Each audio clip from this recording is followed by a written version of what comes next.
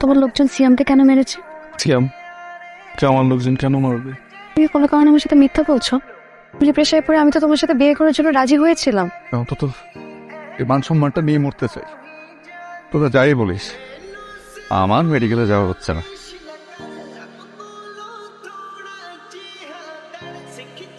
তোর ডিসেন্ট্রি হয়েছে। আমি ইঞ্জেকশন বাচ্চা ইঞ্জেকশন জন্য আমি মরে যাবো। দোস্ত ট্রাই তো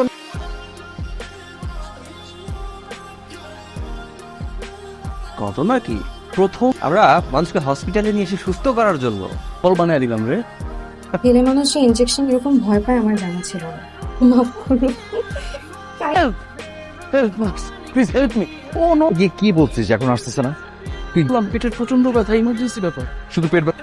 মা, উফু আমার ব্যথা, বাম পাশটা ব্যথা ছিঁড়ে যাচ্ছে। আল্লাহ, বাম পাশে ব্যথা ছিল যে আপনি যখন এলেন তখন ব্যথাটা এখন ডান পাশে চলে আসছে। মানে দিরা, আপনার যা যা করা দরকার আপনি করেন। সাথে অপারেশন টেবিলে যেতে পারেন। সরি, সার্জারি ডাক্তার না, একজন নার্স মাত্র। আসলে না, আপনি থাকেন তাহলে ও হয়তো কোনো কিছু টের পাবে। এটা মানে জ্বর জ্বর লাগছে খুব। কোনো সমস্যা হলে ডেস্কে চেয়ে বলবেন।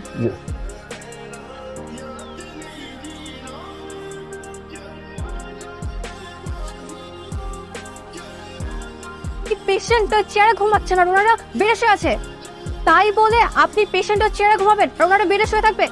একমাত্র পেশেন্ট, ডক্টর আসছে কিনা একবারও খোঁজ দিস না, কিন্তু আসছে কিনা এই খবর বারবার রাখিস। আরে বাপ, নার্সের চোয়ায় যদি রোগ ভালো হয়ে যায় তাহলে ডাক্তার দিয়ে কোনোটা কি নাই, একটাকে নিয়ে আসি। সকল ডাক্তার যেরকম এক না, তেমনি সকল নার্সও এক না। জানা দেখ না আসছে কিনা। আর তুই হলি পেশেন্ট, নার্স খোঁজ খবর নেবে তুই অসুস্থ হলে কিনা, তুই খোঁজ খবর নিচ্ছিস নার্স অসুস্থ হলো কিনা। এটা মানবতা বোধ না, ভালোবাসা বোধ। এতক্ষণে আপনার আসার সময় হলো। দেরি কোথায় করলাম? হসপিটালের নিয়ম কানুন নিশ্চয়ই আপনার জানা আছে। 2টা ডিশ, আপনার শিফট ছিল 2টায়। এদের কিন্তু সেক্স সেন্স প্রবল। মেয়েদের এই জিনিসটাই আমার সব থেকে বেশি পছন্দ, চট করে বুঝে। উনি এখন আগে থেকে ডাক্তার ওনাকে রিলিজ দিয়ে দিয়েছে। আমি তো এখনো সুস্থই হইনি। তুই কি ডাক্তার থেকে বেশি বুঝিস? ডক্টর বলতেছে তুই সুস্থ, তুই কেন? প্রথমত আমি অবিবাহিত। এক্সকিউজ মি, আমি যে অবিবাহিত সেটা আপনাকে জানিয়ে রাখলাম। আমার কোথায় কোথায় সমস্যা সেটা আমি ফিল করছি। চলো, আমার না সবখানে না, আমার এখানে ব্যথা, এখানে ব্যথা। পুরোপুরি সুস্থ হয়ে 2টা দিন আরো বেশি থাকিস, তারপরে যাবো। ডাক্তার, আপনি তো টেনশন করার কোনো দরকার নেই। এত হাবিজাবি খাবার না খেয়ে বাসায় ভালো খাবার খাওয়ার ট্রাই করুন। ওটা ভালো হয়ে গেছে। আমার না সারা শরীরে প্রচন্ড ব্যথা। আমি সব হসপিটালের পরিবেশের থেকে বাসায় গেলেই আপনি তাড়াতাড়ি সুস্থ হয়ে যাবেন।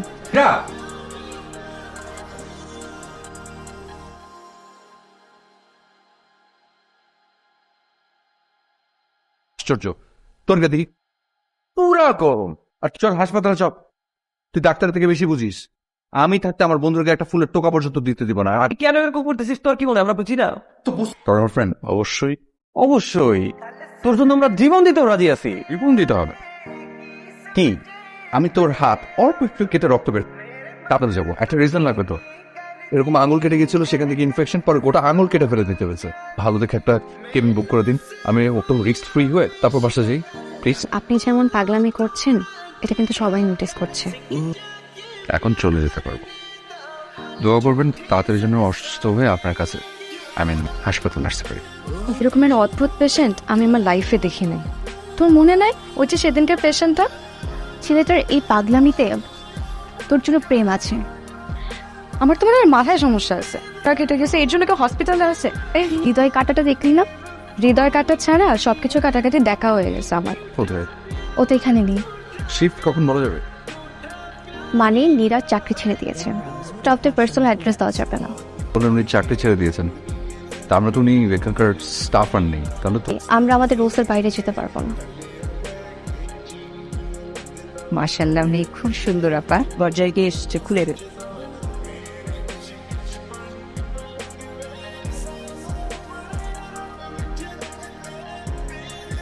আরে বসো না।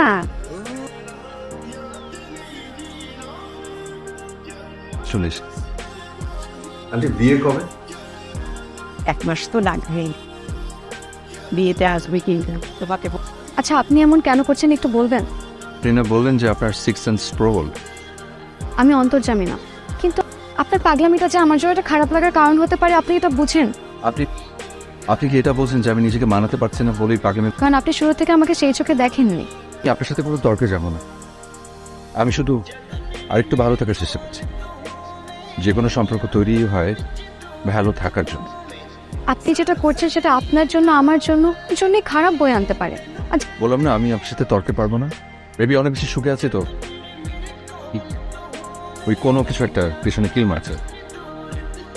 খুব ভালো ছিলাম তো, হয়তো খারাপ থাকার চেষ্টা করছি, ধরে নিন তাই। উল্টাপাল্টা অনেক কিছু বলছি না, সরি। যতদিন পর্যন্ত কবুল না বলছেন, আমি যদি ততদিন পর্যন্ত আপনার মধ্যে থাকতে চাই। বিয়ের পর আর না হয় যোগাযোগ না রাখেন। এর মানে কি দাঁড়াতো? আপনার একজন ক্ষণিকের বন্ধু হতে পারি। এই যদি করে চাকরি ছেড়ে দেয় তো পেশেন্টের কি অবস্থা হবে? এবার যত্ন করবে। আরো কত কত নার্স আছে। সবাই তো তখন হয়তো কিউট না। পেশেন্টদের কি দরকার? প্লিজ নাকি সার্ভিস? আর যত্নে অর্থিক সুস্থ হয়ে যায়, বাকি অর্থিক সুস্থ হয় সুন্দর কিছু দেখ। আমার চোখ, আমার মন। যে এত সুন্দর করে কথা বলেন মায়া বাড়ানোর জন্য। ভাগ্য নাকি অনেক অগোছলো হয়, ওটা তোমার ভেতরে বিল্ট-ইন। আপনাকে কে বলেছে যে যেন কথা বললেই লাইফ অগোছালো হয়? জনক সিয়াম স্যারকে বলবেন যে তার ভুল আছে। আবেগ ফোন দিচ্ছে, এখন রাখছি। হ্যাঁ, এত রাতে কার সাথে কথা বলছিলে? সিয়াম ফোন দিয়েছিল। ওই ছেলেটা? তার ক্ষমতা তো আমার নেই, আমি জাস্ট কিছু ট্রিটমেন্ট দিয়েছিলাম মাত্র। তো এরকম কয়টা পেশেন্ট আছে তোমার কাছে যাদেরকে তুকতে তোমার রাতের বেলা কথা হয়? উনি মাঝে মধ্যে আমার খোঁজ খবর রাখেন। এটা নিয়ে এত প্যারা খাওয়ার তো কিছু নাই। তো আমি চাইনি যে আমাদের সম্পর্কের মাঝে কোনো মিথ্যা আসুক। তাই জাস্ট ওয়েট। তুমি কিছু বলার আগে আমার কিছু বলার আছে। আমি জানি না সেদিন আমার কি হয়েছিল তোমার এই চোখ দুটো দেখে। বিশ্বাস করো আমি সত্যি জানি না কি যেন একটা অন্য কিছু সাহায্য হলো তোমার জন্য। তোমাকে আমার চাই, এই লাইনটা অনেক বলার চেষ্টা করেছি, কিন্তু সময় আমার পক্ষে ছিল না। বিয়ে হতে যাওয়া একটা মেয়েকে জেনে শুনে প্রপোজ করাটা কি অবান্তর না? শুধু জানি যে আমি তোমাকে অনেক ভালোবাসি। দম বন্ধ হয়ে না ঘরের মধ্যে বসে থাকতে পারছিলাম। আমরা বিচার করে নেই। সিয়াম, আপনি উঠেন। এমন কিছু বলতেন না বা করবেন না, ওগুলো বলতে কষ্ট হয়। বিয়ের কার্ড। তোমার চোখে পানি কেন বেরা? পারবে না, দেখো আমিও পারিনি। আমি আশা করছি তোমার সাথে এটাই আমার শেষ দেখা। তুমি ভালো থাকো।